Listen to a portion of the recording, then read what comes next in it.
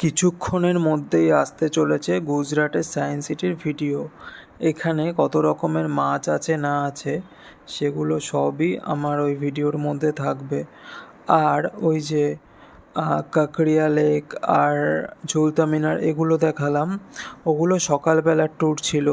বিকেলবেলা আমি যে সায়েন্স সিটি ঘুরেছি সেই ভিডিওটা কিছুক্ষণের মধ্যেই পোস্ট করব।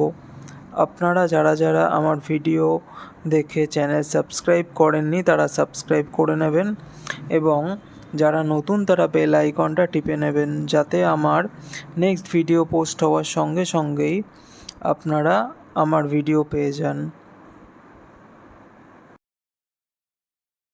গুজরাটের আহমেদাবাদে সায়েন্স সিটিতে কত কী খরচা সবই আমার ওই ভিডিওর মধ্যে দেওয়া আছে।